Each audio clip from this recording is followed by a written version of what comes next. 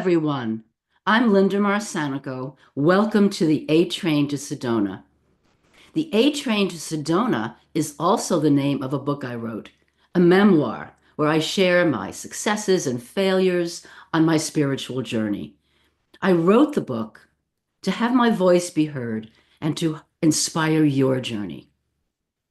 You can purchase a signed copy on my website at lindamarsanico.com on Buy the Book page.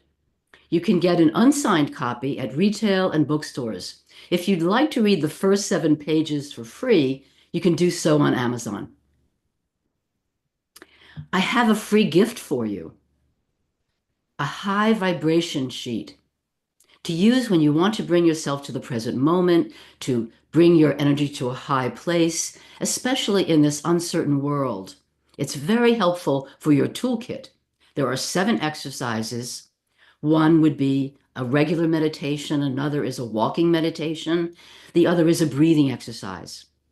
You can download the free gift at lindamarsanico.com. There are 2 disclaimers. One, that being part of Talk Radio New York City does not establish a professional relationship, and that the opinions expressed here do not represent Talk Radio New York City. Today, I have as my guest Samantha Kaaua. She is a Tedx speaker, an international best-selling author, and renowned marriage coach known for her counterculture approach to relationships. As the creator of Inner Mosaic, the method, and Marriage Mindshift process, she helps individuals build self-trust and transform their marriages. Her international best-selling book, Finding Beauty in Your Broken Pieces, The Art and Science of Transforming Any Relationship, has inspired audiences around the world to heal past hurts and create meaningful change in their relationships. Welcome to the show, Samantha. Thank you, Linda. It's so wonderful to be here. Thanks for having me. Well, we know each other for a Yes, we while now do. from Clarity Confidence Connection. Yes. You were hosting me, and it was a wonderful experience for me to kind of get Oh, my thank feet you. wet. Thanks. It was wonderful to have you on. So, my first question is, you have such a unique perspective on marriage and relationships. When we go back to your childhood and adolescence and into the adult you, what are the Mhm. influences that bring you to where you are today? Yeah, it's a great question. I often tell people that the work that I do is my life story.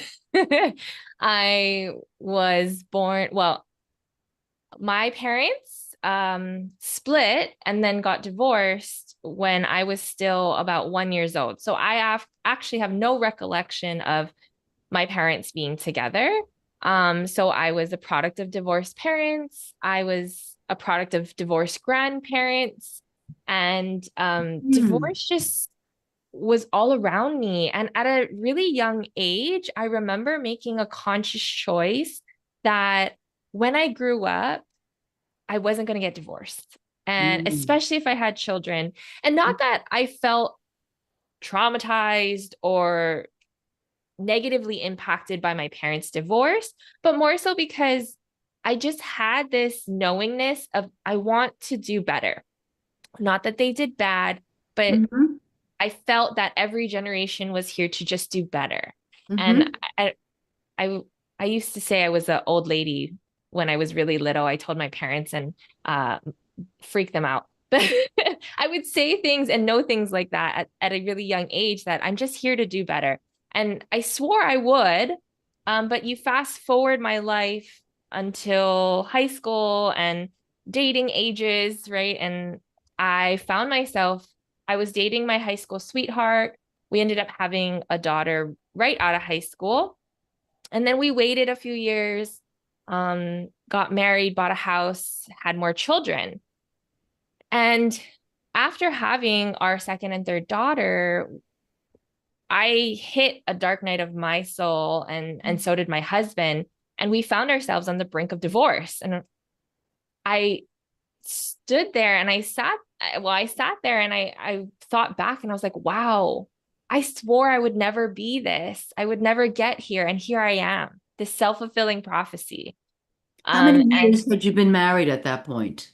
at that point, we were married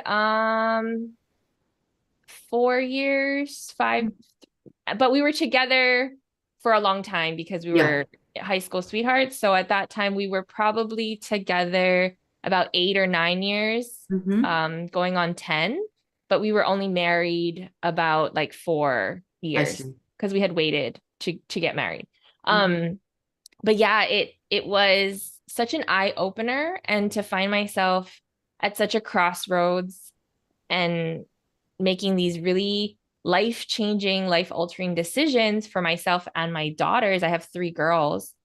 Um, it was really scary. And we did everything society tells us to do. I found a marriage therapist because I was actually going to school to become a marriage therapist at that time. I had just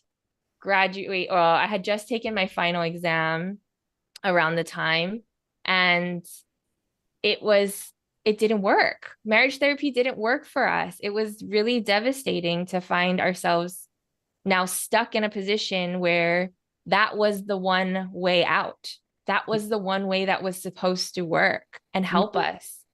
And it didn't. And so I embarked on my journey after that to work on myself and said I would never I made a very firm decision that I wasn't going to leave my marriage until I felt like a whole person. Hmm. And it was our saving grace, because I would have walked away um, due to my husband's addiction and his depression, Hmm. and I having really young children at the Yeah. time, a 1 year old and an infant, and then my 6 year old daughter, 7 year old daughter, older one, and Hmm. I was in postpartum depression too. So we could have easily just split apart, walked Yes. away, and that one decision allowed everything to unfold. And that's what I teach other women and other couples how to do, is to transform their relationship from Hmm. the inside out. And it only takes one person's willingness to Hmm. do so. What inspired you to work on yourself? What the thought came, you saw something. What was that inspiration? I'm going to work on myself. Did you say I'm going to work on myself to improve my relationship, or No. I'm not going to leave until I improve myself? Yeah, there's a couple of different a few different layers to it. One, I was always into personal development, so it was just fun for me to discover more of who I am and what I like and what I want. So I wanted to do that anyways. Two, I felt so lost. I had no spiritual foundation, at least a solid one that I Mhm. felt like I could lean on, and had all these different spiritual experiences growing up, and just felt so much fear around the concept of spirituality or just even unseen forces that I wanted to dive into that and discover that and find my spiritual foundation. And we're talking some spiritual talk here, but at that time I was so desperate for answers. I sought out um advice from psychics. I Mhm. went to two psychics, and one of them told me that I would be divorced by the end of the year, and that my youngest daughter would become a drug addict like my husband. Oh my goodness. And I freaked out, to say the least. I freaked out. But intuitively, the second psychic I went to talked about how gifted my girls are, how sensitive they are to Mhm. energy, and how just gifted. And I put two and two together because I had worked in the substance abuse field for years, Mhm. helping people to work through their own addictions. It's so ironic that I was working in addiction, and then my husband, I found out he had an addiction. But in that work, I knew that these people, majority of them, were just really misguided, highly sensitive to Mhm. energy and Yes.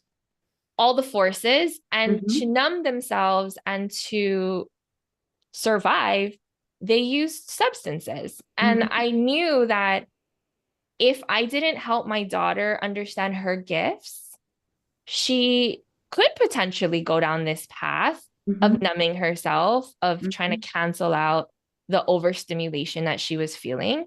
Yes. And so that was part of the vow too that I made was, well, I can't help my daughter understand her gifts if I didn't understand mine. So here I go. Let's go. And that's why I stayed so focused on learning, finding my spiritual path, but also improving myself because, like I said, I wasn't going to leave my marriage until I felt like a whole person. And Mhm. I needed to do the work to feel that way. Yes. So those were the two driving forces of me staying focused on myself. We always have to do the work. Yes. We get an inspiration and it's beautiful in the moment, and then we Yeah. have to do the work. Yeah. No bypasses. No. And which of your daughters is more spiritually gifted? Um, the one that the first psychic was talking about was my youngest, but Mm. actually all three of them are highly gifted. Just she would have been the most influenced in that way because Hmm. she could just turn it, she would want to turn it off. But she was the one that we would walk into a room. She was maybe 4 months, 4 to 6 months old. We would walk into a room with people in it, and she would immediately just start screaming. She could feel different Yes. energies Yes. instantly. And I also had to teach her to calm her energy by making her a bath of essential oils. And Yes. we would put Hawaiian salt in it and help her to self-regulate. So she Yes. definitely is more susceptible to the energies around her than the other two girls. But yeah, they all are gifted and sensitive in their own way. How wonderful. I wanted to say something about a psychic reading. Energy is shifting all the time. And I Yeah. understand that it's presented in a circle of possibilities. Yes. And for the appropriate reading, the reader has really the responsibility to go in and figure that out. That Right. this is just a possibility, you have this possibility and that possibility. So wonderful that you went on to see someone else and retained your own sense of reality and intuition about that. Yeah. I say it calmly now, but I was freaking out then. I'm sure. So now, Samantha, we are getting ready for a break. But when we come back, I'd like to talk about the role of spirituality in your life. Yes, let's do it. All right. So off we go to our commercial break. Are you a conscious co creator? Are you on a quest to raise your vibration and your consciousness? I'm Sam Leibowitz, your conscious consultant, and on my show, The Conscious Consultant Hour Awakening Humanity, we will touch upon all these topics and more. Listen live at our new time on Thursdays at 12 noon Eastern Time. That's The Conscious Consultant Hour Awakening Humanity, Thursdays 12 noon on talkradio.nyc. Are you a high-achieving, growth-oriented leader? Are you interested in developing your authentic leadership while creating a healthy, inclusive workplace? Hi, I'm Dr. Mira Brancu, host of The Hard Skills on talkradio.nyc at 5 p.m. Eastern on Tuesdays, where we discuss how leaders develop the hard skills needed to make a greater impact. We interview experts, have live coaching, and tackle these challenges. Listen to The Hard Skills on Tuesday at 5 p.m. Eastern on talkradio.nyc. You're listening to Talk Radio NYC. Uplift, educate, empower.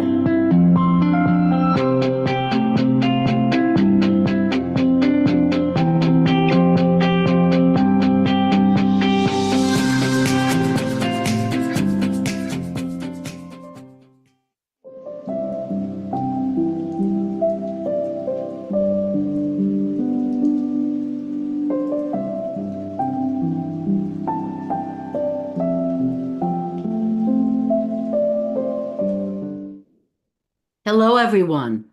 Welcome back to the A Train to Sedona with my guest, Samantha Kaaua. Samantha, would you tell us about the role of spirituality in your life? Yes, I feel like it is the backbone of everything that I've come to, everything that I am today. I don't often talk about this side of my journey. I don't think many people ask me this question, so I'm really thrilled to be able to discuss this today. But my I I grew up I would say Christian. I was in the church musicals, the youth choir. I did go to church, not regularly, I would say, but definitely on special occasions. And I would participate in activities with the youth. Um, but I found a discrepancy in what I was being taught and what I was seeing in my community when it came to religion. And so it left me feeling disconnected and a Mm-hmm. bit lost. I'm not saying that the religion is bad, but I was just, it got me to a place where I was confused. Uh-huh. And when I hit this dark night of my soul with my husband, it really gave me permission to explore every crevice of spirituality in order to discern what was mine and what I believed and what I wanted to follow as my guiding light. Mm-hmm. And so, what I discovered in my journey, especially in my marriage journey, was that, we are spiritual beings having a human experience, Yes. that we everything is energy, and these religions that are out there are constructs to help people understand these unseen forces Mm-hmm. in a way that they can digest and translate and apply to their lives. Mm-hmm. So what I've come to understand is that I take all the love-based teachings from every religion and I subscribe to that. Most of them are universal when it comes to the Yes. love-based teachings. And then the fear-based teachings, I don't. I actually have my understanding. I know there's no right or wrong, and I am definitely not the wisest counsel when it comes to spirituality, but how I guide my own life is that I believe a lot of the fear-based teachings in religion came from human interpretation Mm-hmm. versus the true essence of what the lesson was meant to teach. So Mm-hmm. I take the love, I leave the rest. Yes, I And like that quote. yeah, that's how I operate with my spiritual journey. Thank you so much for your response. Yeah. I'm looking at your counterculture approach to relationships. Yes. Was that a process for you? Yeah. The process, going back to my story, really was learning clinically, professionally, to how to help marriages as a Mm-hmm. couple, right? I got my master's degree, graduate school in marriage and family therapy, learned how to work with a couple, and then that failed us. Marriage therapy failed us.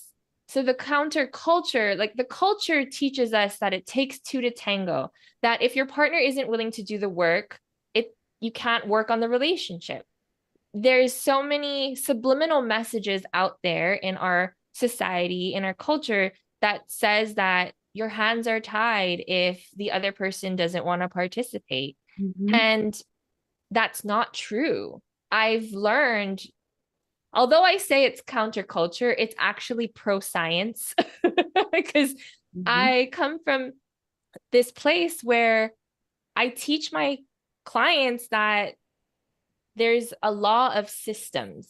And the law of systems, I use the best example that everyone knows about. The most common system is an ecosystem.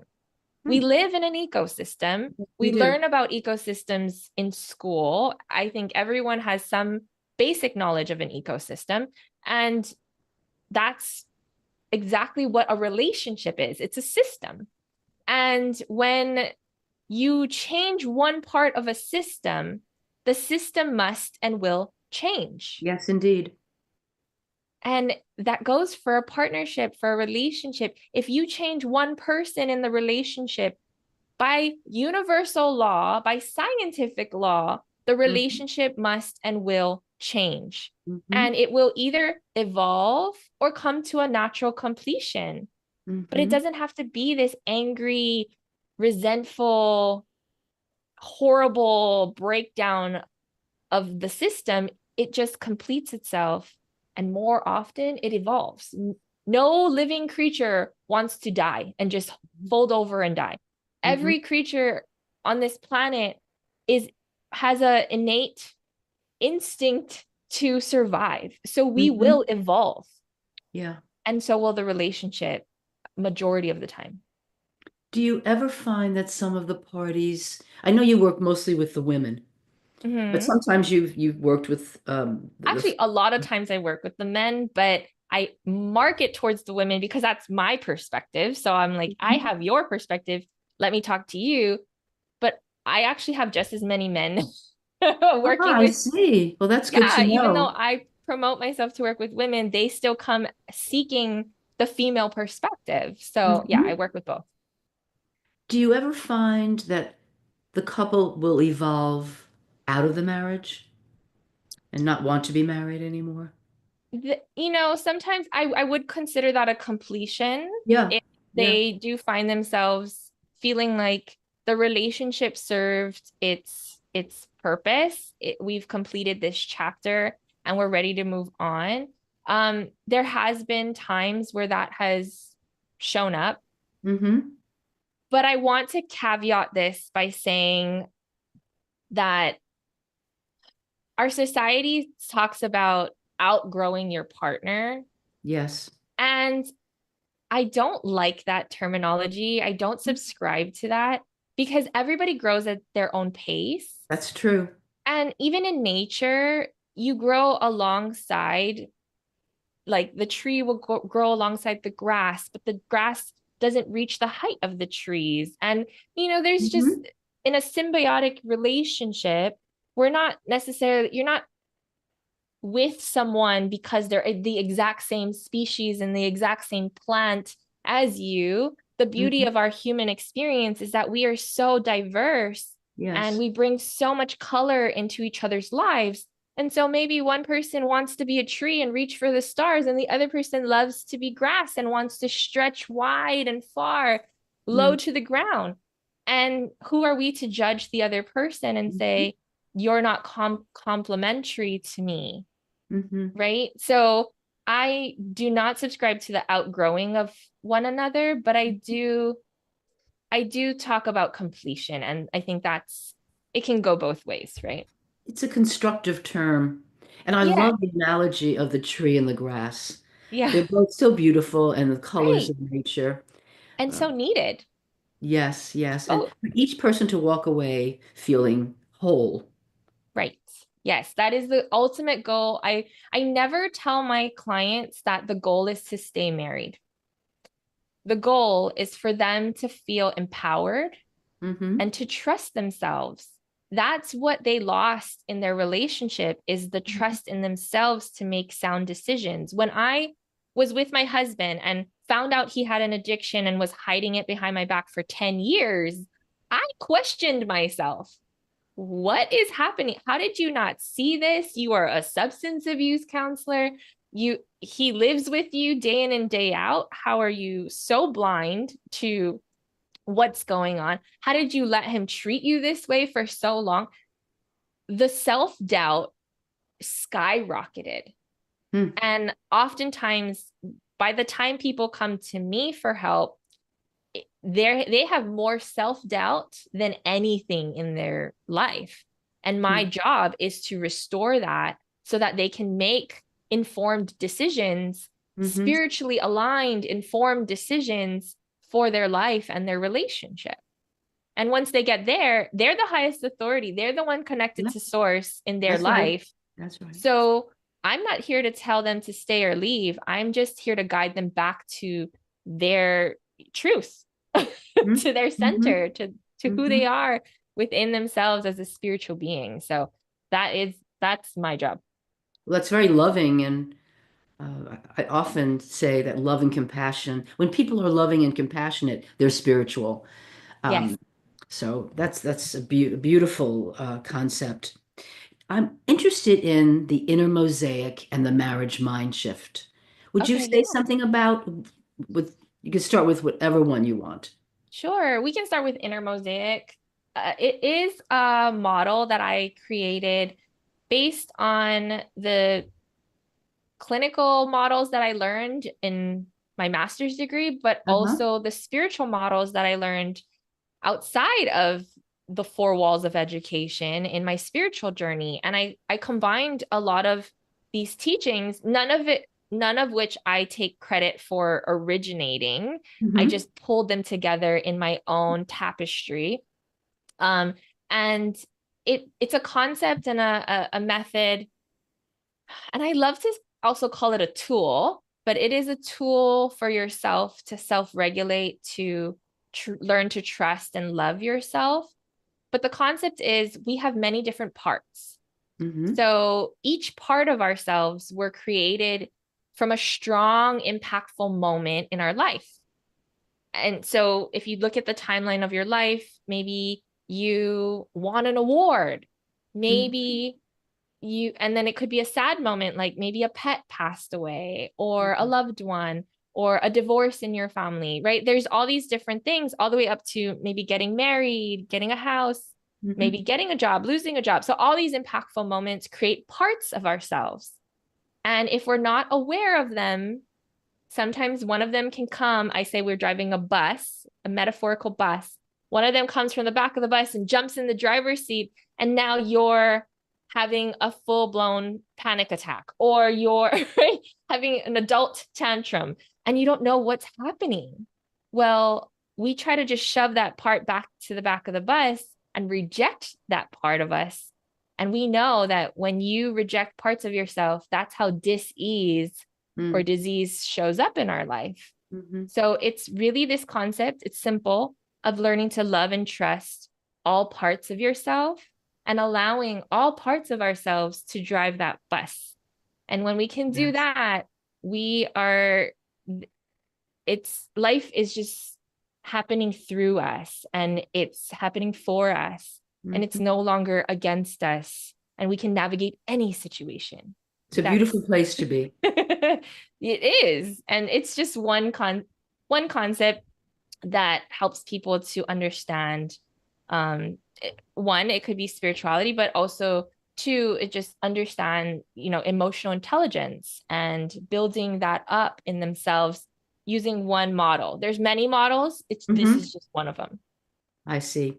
Now we're Yeah. getting ready for another break, and when we Yeah. come back, I'd like to hear you talk about marriage mind shift. Yes, I would love to. Okay, so Thanks. take it away. We're having a break now. Were you an essential worker during the pandemic? If you needed to learn stages of epilepsy, did you depend on advocates? Did you use new innovations to cope with mental and neurological issues? Maintaining high quality of life and keeping good mental health are what we all strive for. I'm Frank R. Harrison, host of Frank About Health, and each week top healthcare influencers, professionals, and innovators answer these questions and more. Stay tuned on Thursdays at 5 p.m. on talkradio.nyc, and I will continue to be frank about health with all of you. Are you a conscious co-creator? Are you on a quest to raise your vibration and your consciousness? I'm Sam Leibowitz, your conscious consultant, and on my show, The Conscious Consultant Hour, Awakening Humanity, we will touch upon all these topics and more. Listen live at our new time on Thursdays at 12 noon Eastern Time. That's The Conscious Consultant Hour, Awakening Humanity, Thursdays 12 noon on talkradio.nyc.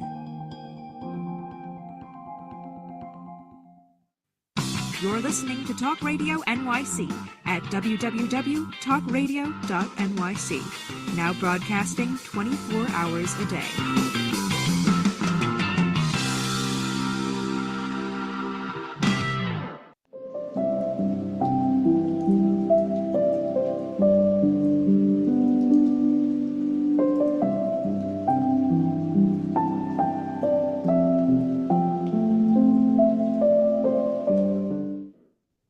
Hello, everyone. Welcome back to the A Train to Sedona with my guest, Samantha Kaaua. Samantha, I really want to hear about marriage mind shift. Yes. So the marriage mind shift process is really the process that I take my couples or the one partner that I'm working with through. And it really, the reason why I called it and I named it marriage mind shift is because most of the work happens up here. And to Mm-hmm. transform your marriage, it actually starts from the inside out. Yeah. And what I do is I help them to change the subconscious beliefs that are running and ruining their marriage. Right? We know that many of us in this field of work know that our thoughts cause our feelings Mm-hmm. cause our actions, and our actions cause our results. And beneath the thinking, though, is our operating system, which is run by our belief system. So our beliefs are the filters and the system that outputs majority of our thinking. And if we want to change our results, we need to change the thoughts that we think. And in order to do that, we must reassess the beliefs that we're holding Uh-huh. that create our results. So a lot of the work that I do with my clients has to do with rewiring their belief system around relationships. Many people do this in other areas of their life, but Mm-hmm. most of them don't know how to access the deep-seated beliefs about relationships because it's so, I think I want to say, like, I've never said this out loud before, but I want to say that relationship beliefs are so deep. They are like the most fundamental beliefs that we create because the instant we're born, we are forming the beliefs based on our relationships, based on the Mm-hmm. people who are Yes. protecting us and caring for us. And relational beliefs are survival beliefs. Mm-hmm. They literally will make or break our survival. So majority of us do not cannot even access it consciously. And Mm-hmm. that's the challenge. Once we can access the beliefs and bring it to the conscious awareness, then we can start to choose different belief systems that will support a healthy marriage, that will create the love of our lives, right? All of those things.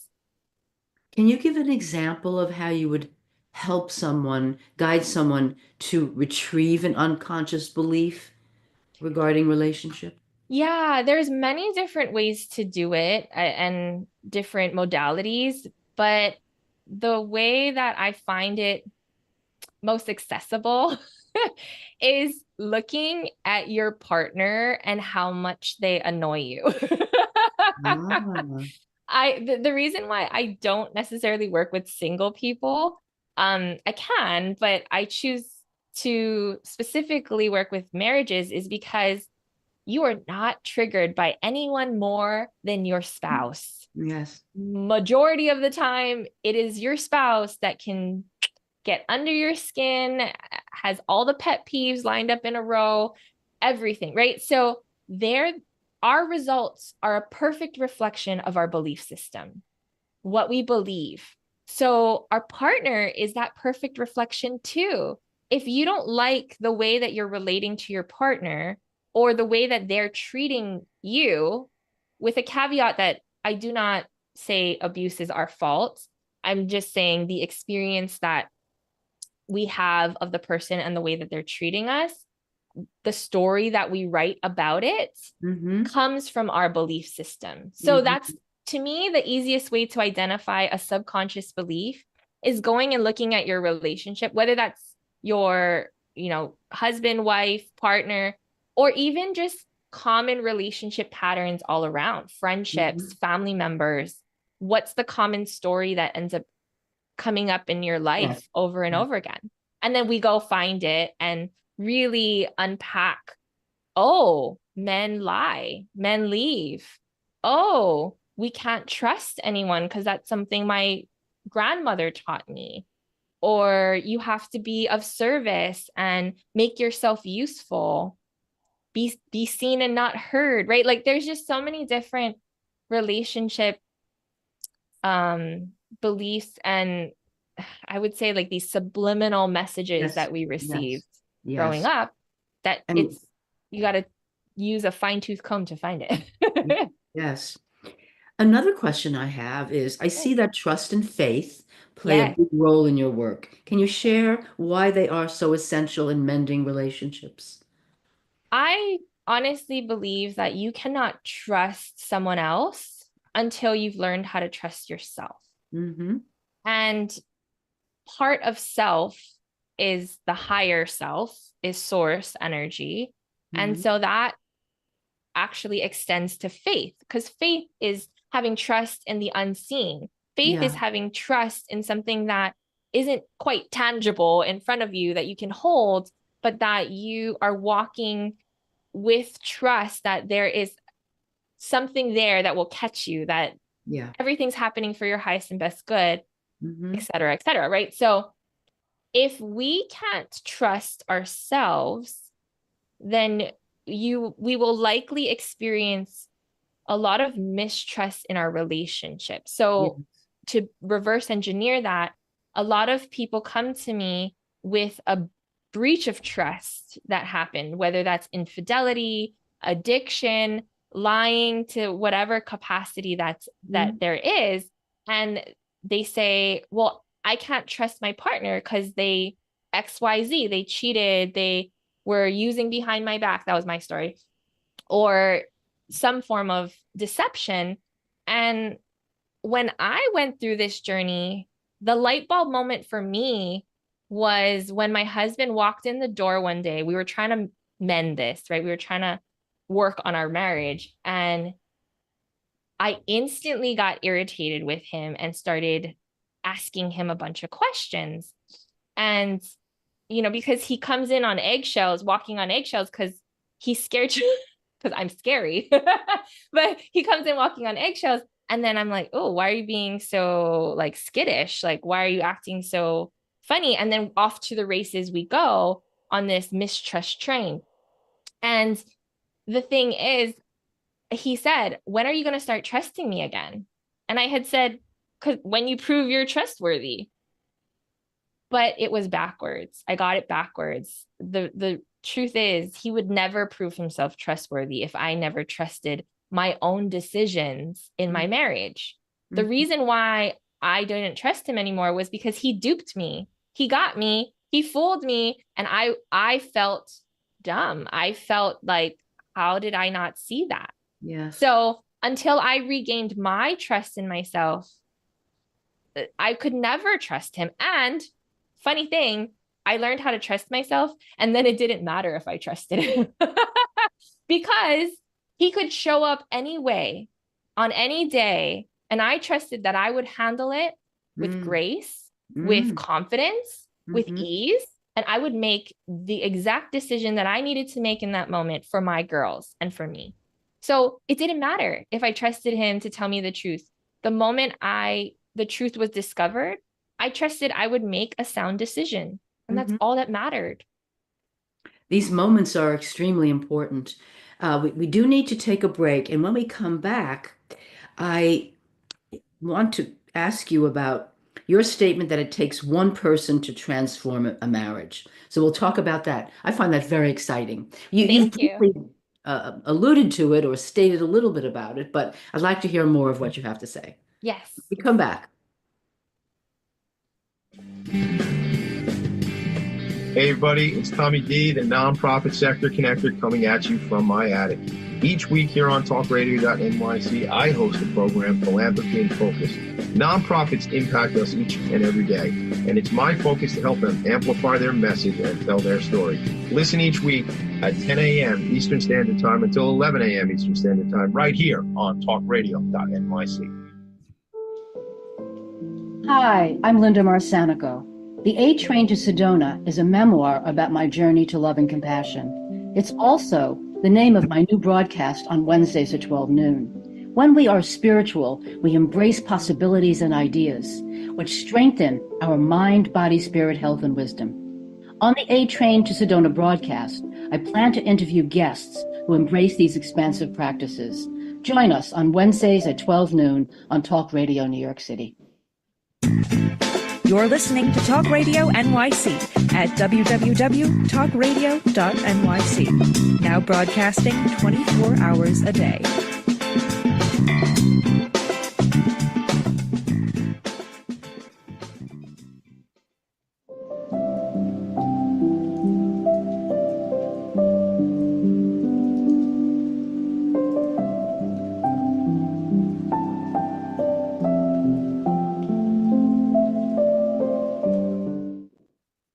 Hello, everyone.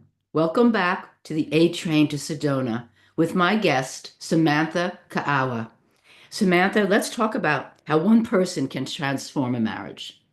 Yes. So we did touch upon it earlier when we were talking about the ecosystem and how one partner can be the change agent in changing the system of what we consider a marriage, right? A relationship.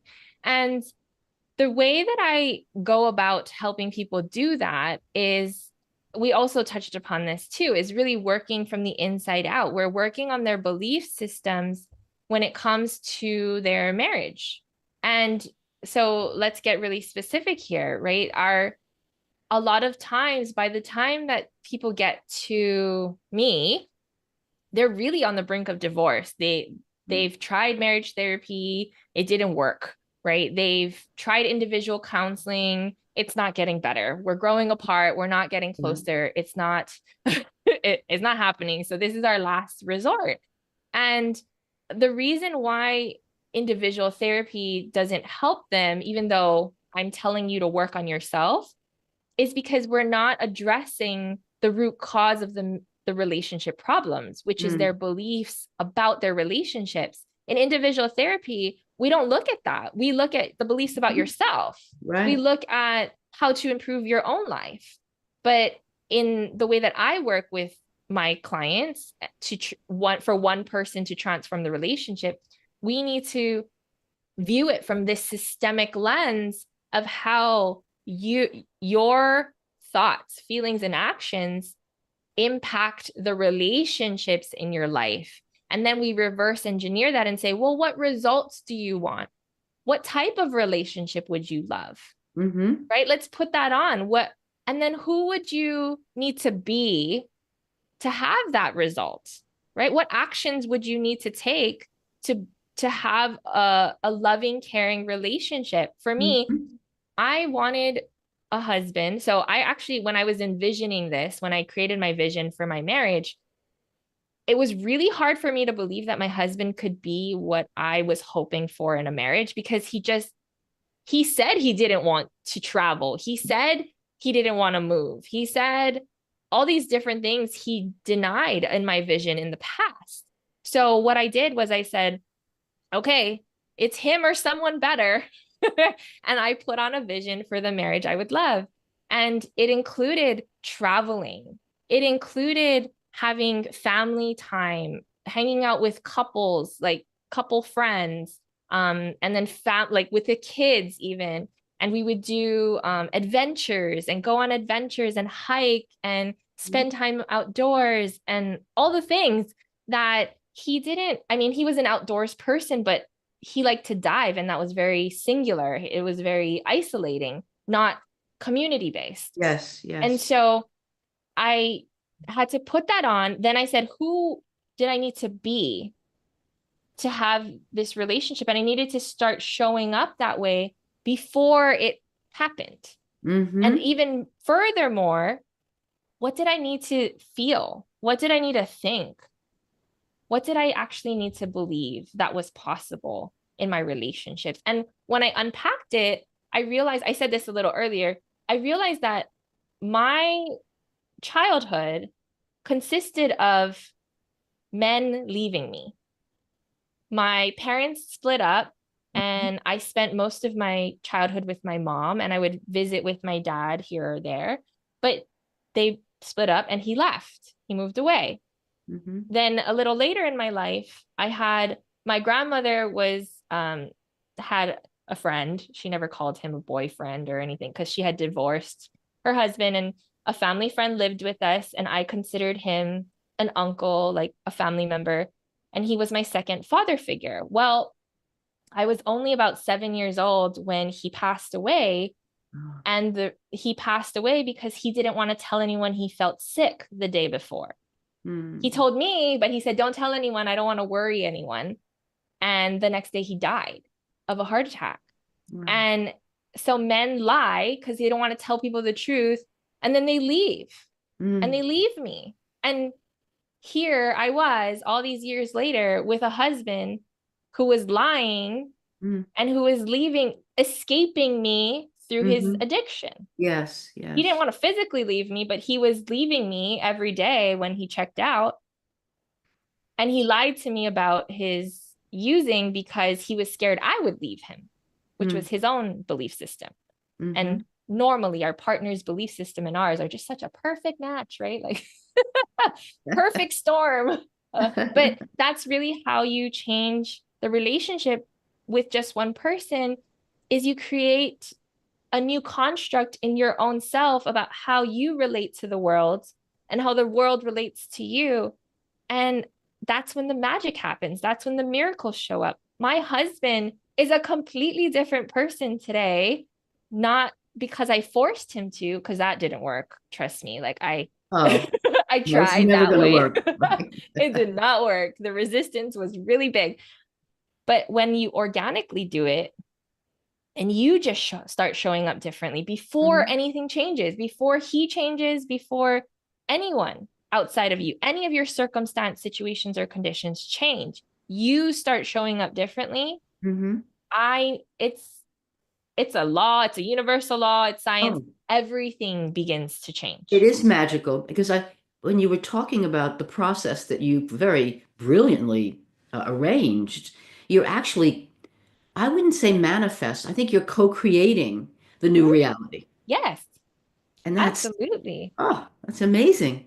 Because when you're in that vibration, when you're in that low vibration of like, he always lies to me, I can never trust him ever again, I hate this relationship, it feels so unloved, and you're just ruminating in that 24/7, you're going to co-create that in your life. The universe is going to say, oh, is that what you want? Okay, let's give you that. That's what you're ordering because you're thinking about it all the time. Yes, yes. And so when we change that order to the universe and say, no, I'm going to become something that I want to attract and be complementary to what I want to attract, then that's when God, universe, whatever we subscribe to says, oh, that's what you want. Sure. Let me put that in the queue. Yes. And yes. yeah. And my husband loves to travel with me. We hang out with our friends, our couple friends, our family, like the kids, we hang out together. We go hiking together. We have long, meaningful talks together. Mind you, not on a regular basis, because it does take some energy for him to do that. But when I need it, it happens. We can get through arguments by listening to one another and not getting defensive and triggered so much anymore. The people around me ask me, I just got a message yesterday. Who is this man that you're married to? I don't recognize him anymore because he's transformed. How beautiful. What a happy success story. Yes, I'm very grateful because that is what I had longed for, and I've done a lot of my work towards. And the hopes was that my girls got to see what it looked like to struggle and feel challenged and to overcome that by working on ourselves. So I really was blessed to be able to have them witness it instead of it be fixed before they were born. I think there was divine timing in them watching me walk through this journey and their father walking through this journey and facing his demons and his shadows through it all too. And they can witness what love is, how it looks, what it does, what the energy is. It's not always this light, fluffy, Hallmark movie love. Love is being able to dig down into the trenches with someone and say, like, I'm here. I'm I can be patient. And that happened too. So we had two brink of divorce episodes, right? The first was when I was about to graduate with my master's degree and my comps. The second was about 2 years ago. And I knew what was happening. His addiction was coming back, his depression was coming back. And he told me he didn't love me anymore. He didn't want to be with me. Right. He moved out. There was just a lot of chaos. And I got to use my model, my method in real time this time instead of retrospect, right? I built it in retrospect the first time. This time I got to use it in real time. And I got to show my clients, because I was very transparent and honest of what was happening. I got to show them how this all works and how I work it. And within 6 months, it turned around. So he went from, I don't love you anymore. I don't want to be with you anymore. And within 6 months, just from me holding space, I didn't let him mistreat me or mistreat our girls. I held really firm boundaries with that, but I held the container, and he was able to have enough breathing room to come to his own conclusion and his own awarenesses, which was really wonderful to watch. I can imagine. And you had mentioned to me prior to this broadcast that you share a lot about your process with your clients, which is a very different model from the clinical model. Yes. Just say a little bit more about that. Yeah, I value transparency and vulnerability in my life, let alone my work. And I think the medical psychology model is you do not disclose your own personal life to the client, because then you're making it about yourself and not about them. Well, I think that we've evolved in our society, and we can share our story if it's relevant. I don't just vent about my husband or tell my story the whole time I'm talking to my client. But if there's a relatable teaching story of how I walked through the lesson I'm trying to teach them, it's a story. We learn in stories. We learn by example. And why not learn from someone who's walked the walk and not just learned it from a textbook? And I'm not saying that's not valuable, but at the same time, I did it. There's value in that. Yes, so I want to share it. And that's why I share my story often. I would think that your clients really embrace that and learn from it. And I think it helps them have a lot of faith and trust in you. Yes. You can guide them because you've done it and you're knowledgeable about this. And that's the temporary bridge, is me sharing my story so they can trust in my story, right? Until they can trust in their own, until they can pull that back in a little bit. And my goal is to get it back in themselves and not be this guru or this guide, but more so just temporarily, hold on to my story until you can grab onto your own. I think that's a valuable part of working. Yes. We have just a few minutes. Can we just touch on the role that with your clients, faith, whether spiritual, intuitive, or in themselves, plays in the healing and the transformation? That probably is one of the hardest things to teach, to be honest. When you don't have anything tangible to hold on to and say, like, do you see this block? Do you believe in this block? The block is here. You can touch the block, right? When we're talking about faith, we're not actually touching anything. It really is the invisible forces that we're placing our trust in. And the reason why it also is challenging is because people actually come to me sometimes saying they do have faith. They do have religion. They do have a relationship with God. And when I boil that down, they don't, because they don't have faith. They're not walking a life of faith, meaning they're not trusting that God or the universe has a plan for them, that things will unfold for their highest and best good. They're trying to hold on for dear life to change their partner or to change their relationship, not trusting that things are happening for a reason. Yeah. And so I have to kind of undo some Mhm. of their old constructs around faith and trust and religion and spirituality, and kind of solidify the foundation of love, right? That love-based Yes. faith. Oh, love is an amazing and awesome vibration. We have just a couple of minutes. How can people find you, Samantha? Oh, thanks. Yeah, I think the easiest, I mean, you can either find me on Instagram or Facebook, Samantha underscore Kaaua, or you can go to my website. It's www.thegems, and it has two M's, so TheGems.com. And if we have a few seconds, I can explain. The GEMS actually stands for the gift of each meaningful moment shared. I like that. Very lovely. And what's the process when they reach out to you? What do you do then?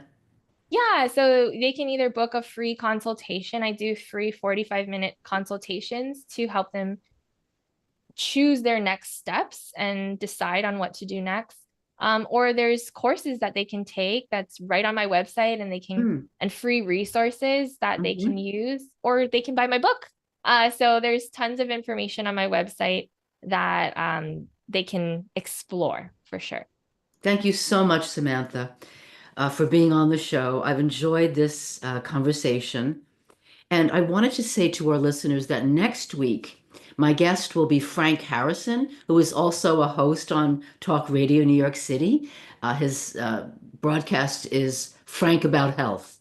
He'll be telling us some very interesting stories about his recent loss and his new documentary. So tune in next week at 12 noon. Samantha, thank you so much. Thanks, Linda. Thanks, everyone.